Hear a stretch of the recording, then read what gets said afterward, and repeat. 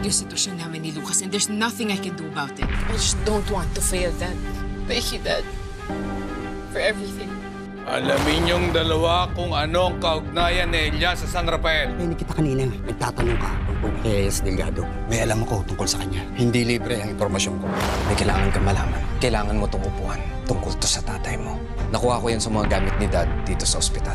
Alam niya kami. Alam niya hindi kayo matatanggap ni Victoria. Pinrotektahan niya kayo. Malaki ang posibilidad na hindi namatay sa komplikasyon ng tatay mo. Malakas ang kutob ko na iisa lang ang taong pumatay sa tatay mo at sa tatay ko. Si Victoria Buencamino. Posibleng kaya niya ginawa yun dahil nabasa niya ang laman ng sulat. Magbabayad siya. Merong tao na tumutulong kay Victoria sa malakas at may impluwensyang tao. Ngayon tutulungan kita. Kilala ng tatay mo yung pumatay kay Dad. At namatay siya dahil sa nakita niya. Kaya pala gusto niya kaming umalis nung gabing yun. Magtulungan tayo para mahuli natin kung sino yung pumatay sa kanila. Papayag ka na lang masira sa publiko? Being disbarred by the woman that I love. Makinig ka nga sa akin for once. Hindi! Ilang beses na ako nakinig sa'yo, hindi na ako makikinig sa mga panunulsol mo. Bawiin mo yung sinabi mo.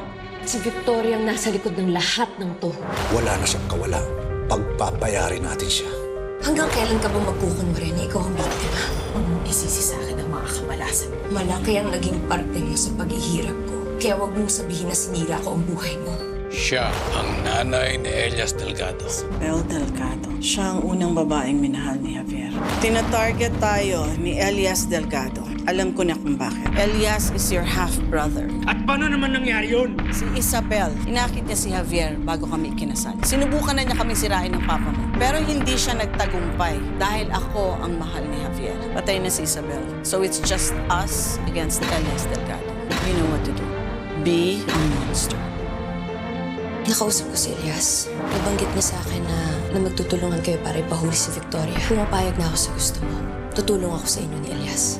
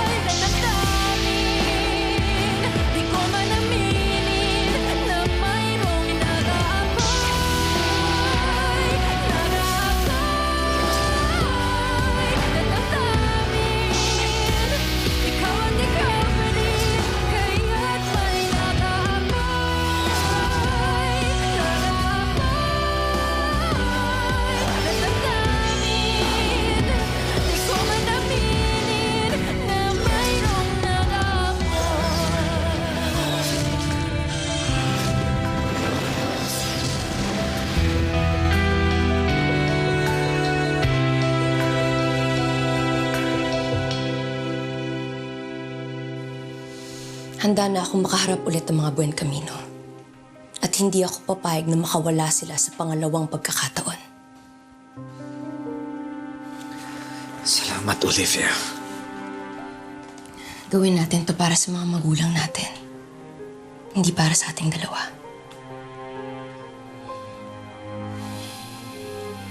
Naiintindihan ko.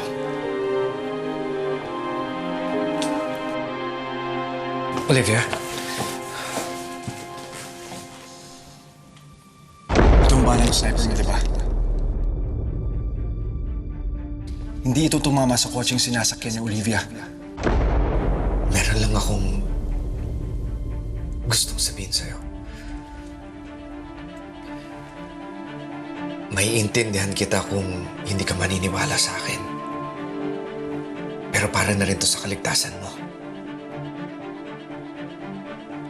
Ano yun? Nakausap ko si Pio Triparas. Tungkol to sa aksidente mo. Olivia, yung balang tumama sa kotse mo, Hindi yun galing sa baril ko.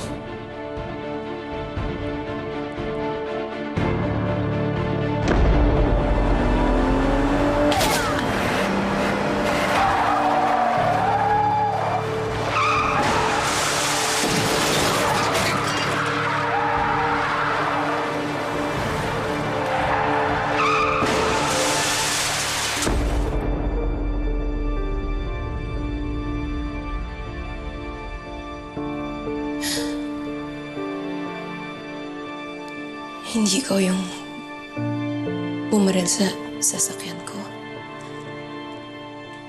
May ibang tao ng gabing yun. Merong ibang nagtangka sa buhay mo, Olivia. At malaki ang kutob ko, delikado ka pa rin sa kanila. Kaya kita pinoprotektahan.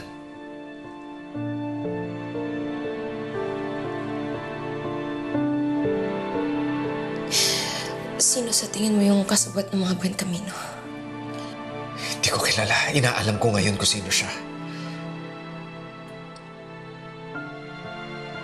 Kailangan ko na Sandali. umalis. Gusto mo bang samahan kita? Half day lang ako ngayon. Hindi na kailangan. Ang kailangan natin ngayon yung autopsy report ni Javier Buen Camino. Pwede mo makuha yun? Sige, kukunin ko sa baba.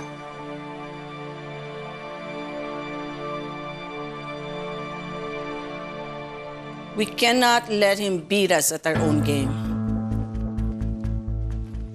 Sinisira niya tayo, sisirain din natin siya. Ilalabas ko ang bako ng Elias Delgado na yan. I'm sure he's not just a rich businessman. May illegal na gawain yan.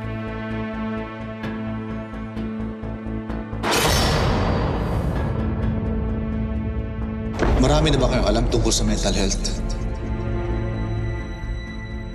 Hindi mo na itatanong. We have personal experience.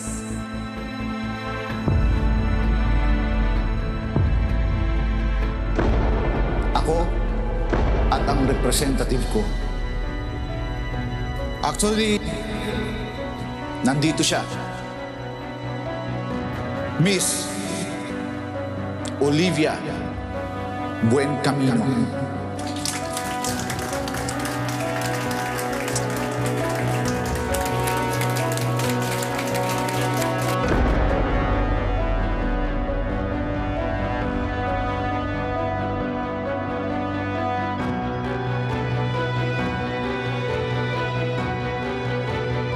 Lucas, ang tahimik mo. May pinaplano ka?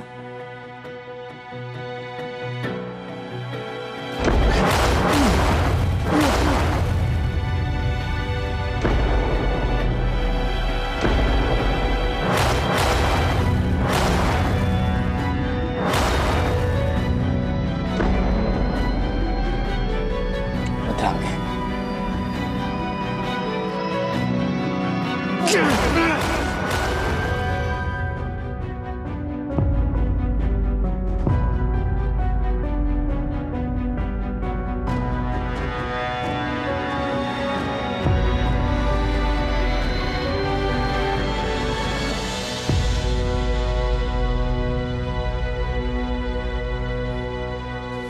Olivia. Ingat ka.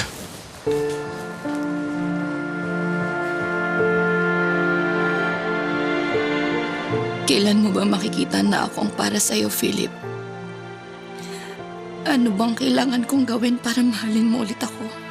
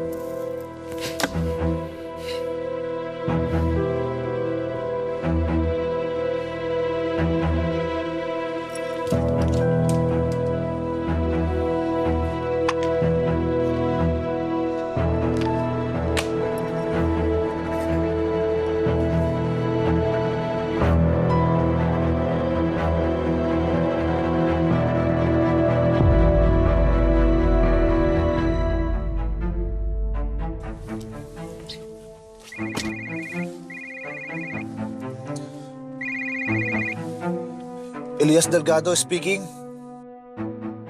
Alam ko. Attorney Buencamino. Anong may paglilingkod ko? Huwag ka na magbait-baitan. Hindi bagay sa'yo. Magkita tayo sa Purok 5 sa nag-iisang warehouse doon. Ngayon din. At bakit ko namang gagawin yon?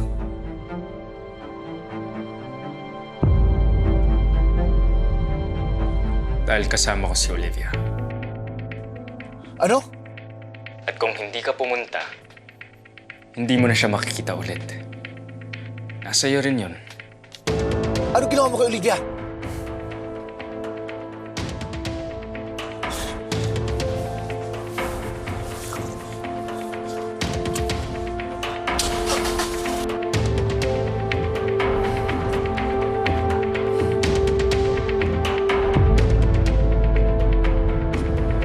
Henry, pupunta ako ngayon sa isang warehouse sa may Purok 5. Pag hindi ako tumawag by midnight, magpadala ka ng mga tao doon.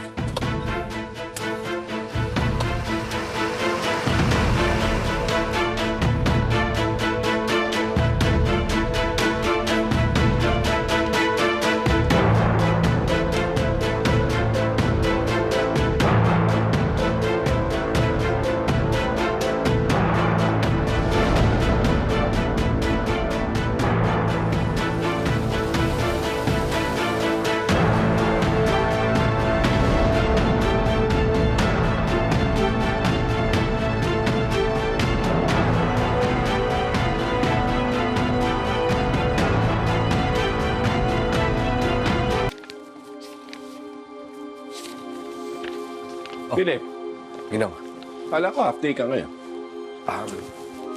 kinuha ko lang yung autopsy report ni Javier Buencamino.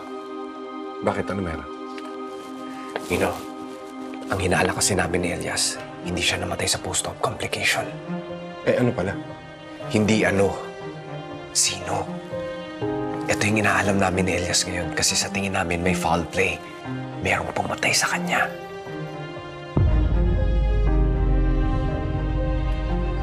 O sige, Philip. Sabihan mo lang ako kung may matutulong ako. Tutulungan kita. Salamat, Ninong. Sige, mauna na ako. Ipapakita ko lang to kay Elias.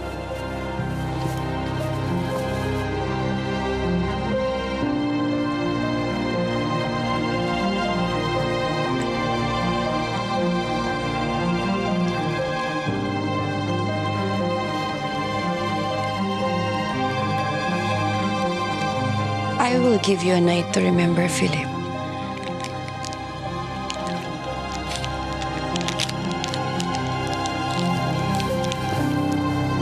Sophia? Oh, anong ginagawa mo dito? Hi! Gusto mo mag-dinner? Maybe a couple of drinks after? Nako, Sophia, pasensya ka na. May kailangan lang akong puntahan kasi. Ha? Saan? Basta, may kailangan lang akong puntahan. Sige, mauna na ako. Gusto mo ba sumabay? Hindi na siguro. May dala naman akong sasakyan. Okay. Ingat ka. Thank you. Sige.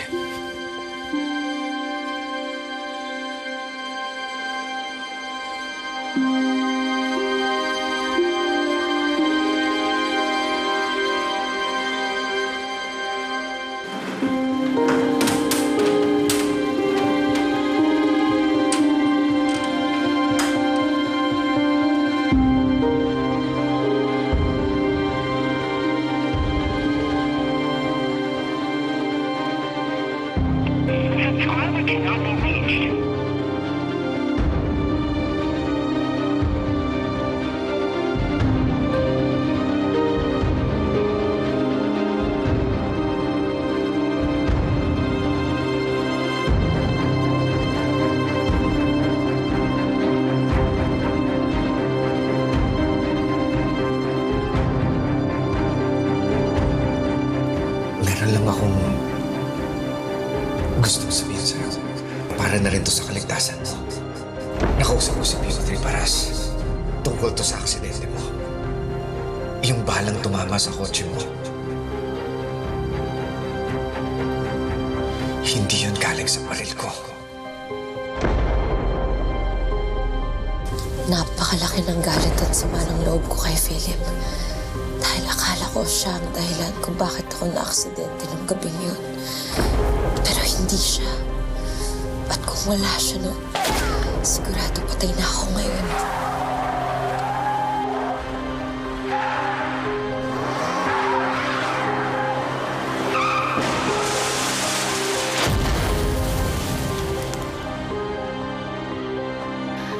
Huwag ka mag-alala. I will take care of you. Aalagaan kita. Doktor ako. Okay? Gagamutin kita. I will make you whole. Bahala.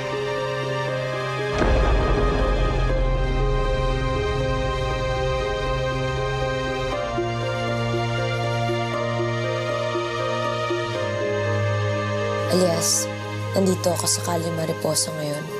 May gusto lang akong balikan tungkol sa kaso ni tatay. Mauna ka nang kumain pag uwi mo.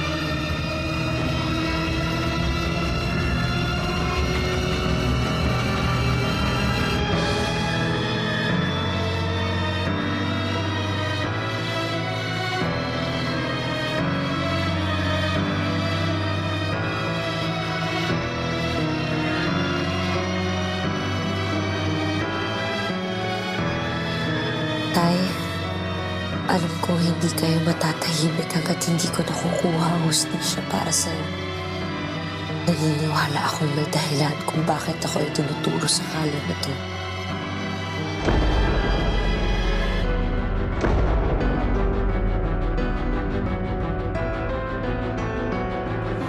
Lucas Benjamino! Magpakita ka!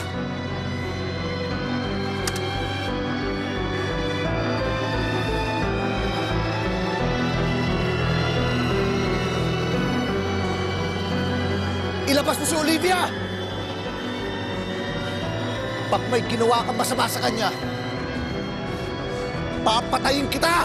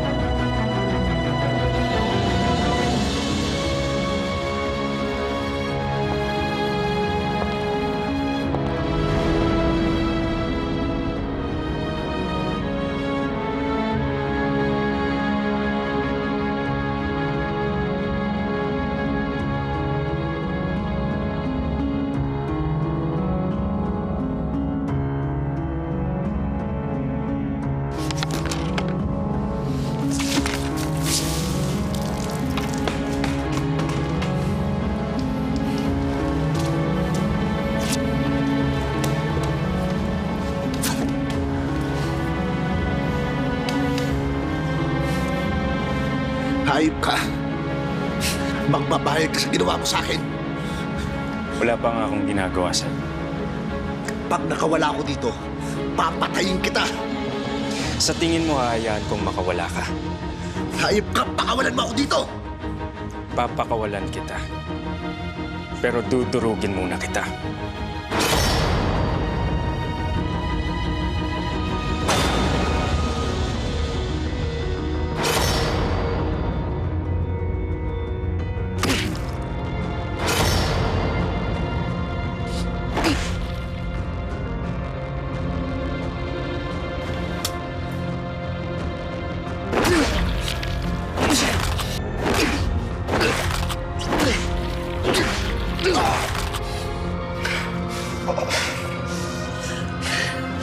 Yun lang ba ang kaya mo?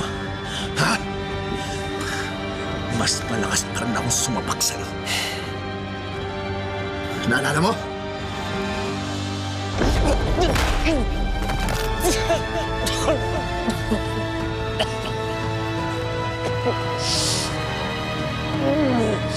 Manda ka!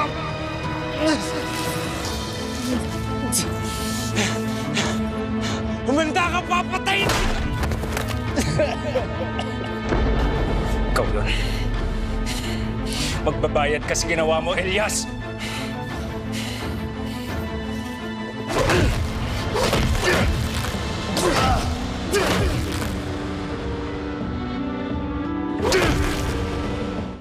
Thank you.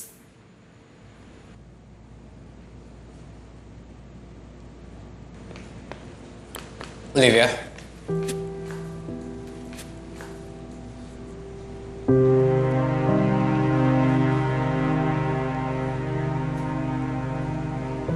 Good evening.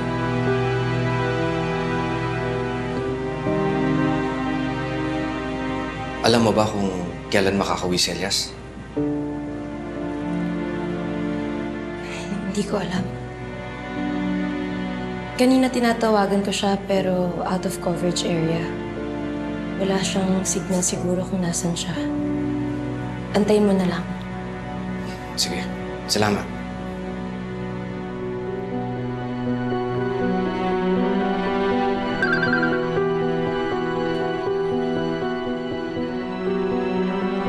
Warehouse sa Purok 5. Tulong.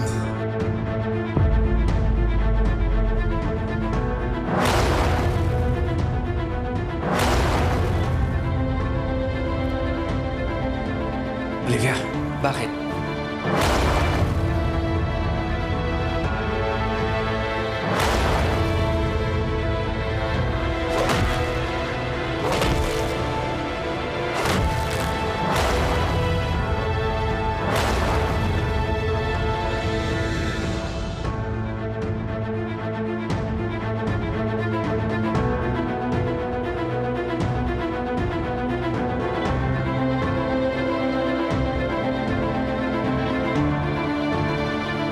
Lalaban ako sa kanila. Gusto kitang protektahan. Hindi ko kailangan ng protection mo. Hindi na kita asawa. Pero mahal kita.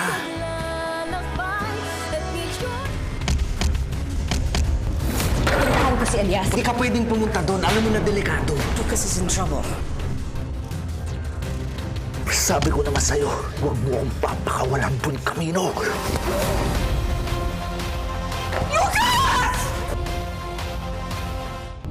Manda ka, Elias. Pagbabayaran mo ang ginawa mo sa anak ko. Iniligtas mo ko noon. Akong gagawa nun sa'yo ngayon.